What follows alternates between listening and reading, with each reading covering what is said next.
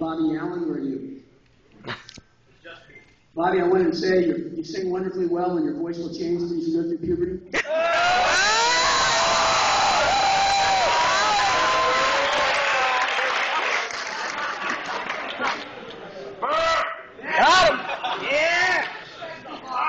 This is the 14th time I've done this. I counted them up the other day. Woo! Each has only been done once. I think that my daughters may have seen the originals, but other than that, they all belong to me. For a long time. It was the night before Christmas, 2011. Yeah.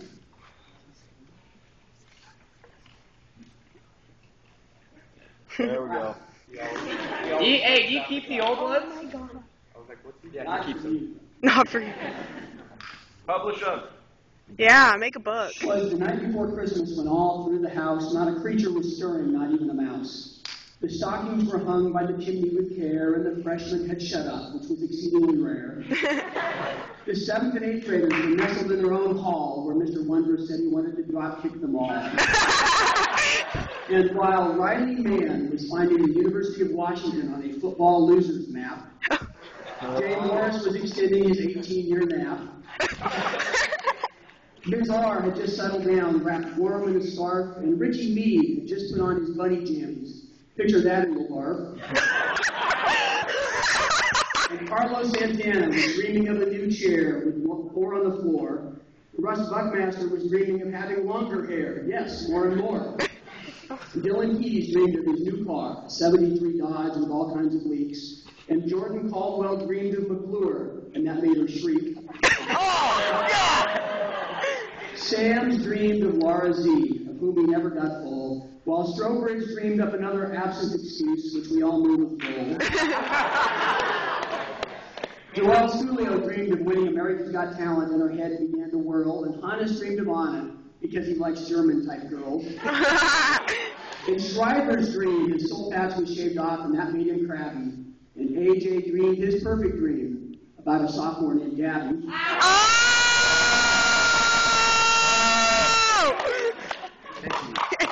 Selena dreamed of reindeer, which in Norway is steak.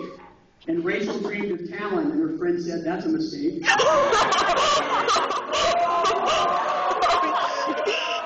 Because he could never get to class on time, Stephen Santos dreamed of a watch. And Mr. Marcion dreamed of Jack Link's jerky, because he was a squatch. Austin Winslow dreamed of getting a thong. And if that doesn't nauseate you, your head has gone wrong.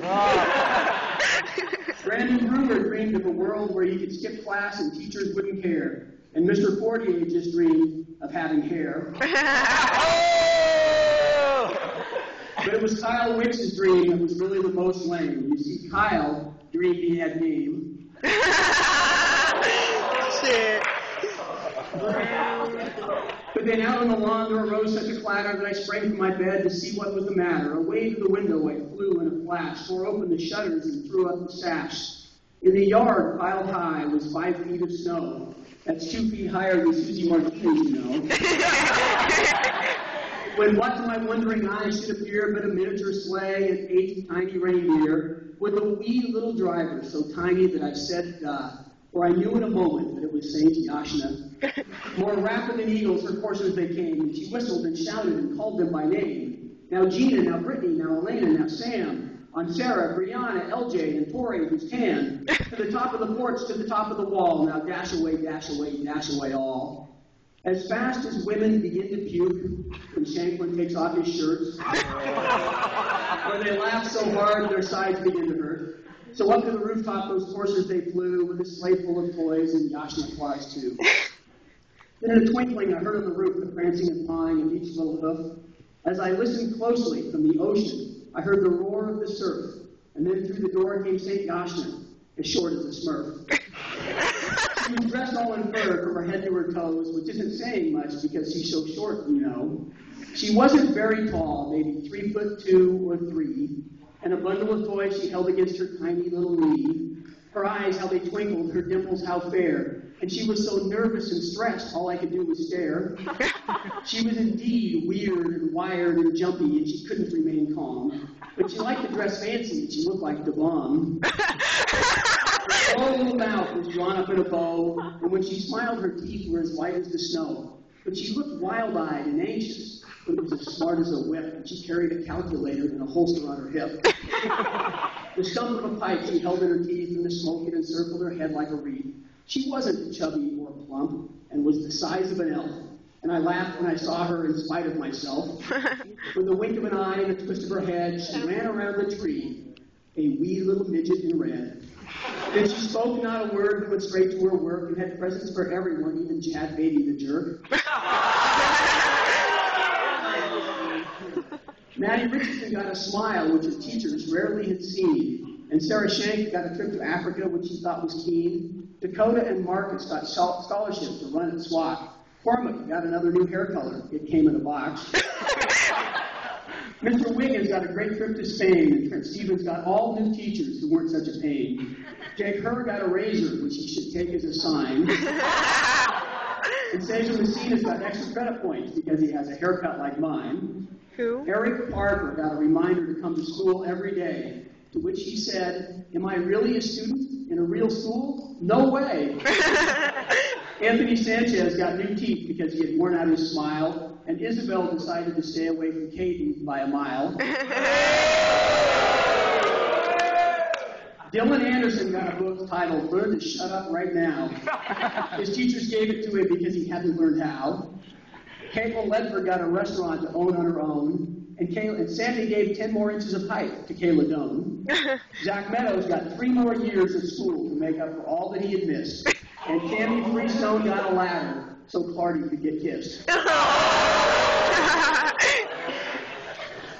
Vladine got more attention from some of Mr. Wiggins' sophomore gals, and that Yashna Claus gave more speed to Lindsay and Ashton, those sprinter-type pals. Monica Vaughn got some magic to make every putt. And Junior Diaz got a belt so we wouldn't have to look at his, well, you know.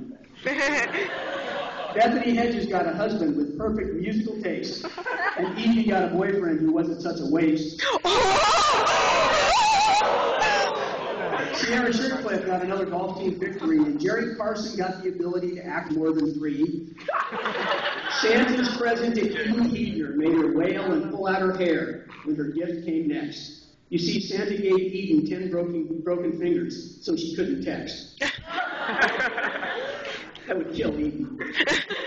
Charles Schafter got a jet plane courtesy of the U.S. Air Force, and Sophia got something from a secret admirer, but we all knew it was still Scotty, of course.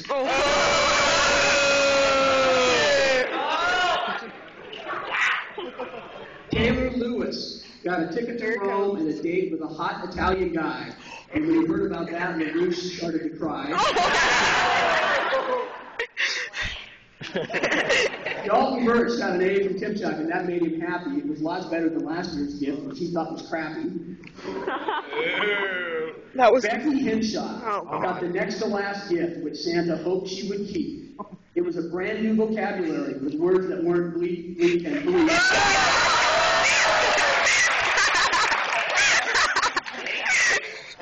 Got it, Beck? I believe in love him. The final gift was from Tymchuk, and it wasn't half bad. It was from Bailey and Blair, and he said, "We love you, Dad." And then Yashna Claus finished, and the gift giving was done. Now all that was left was for the kids to have fun. And then she laid a tiny little finger astride her tiny little nose, and giving a wink up the chimney she rose. She sprang to her sleigh, and to her team gave a whistle, and away they all flew like the down off a thistle.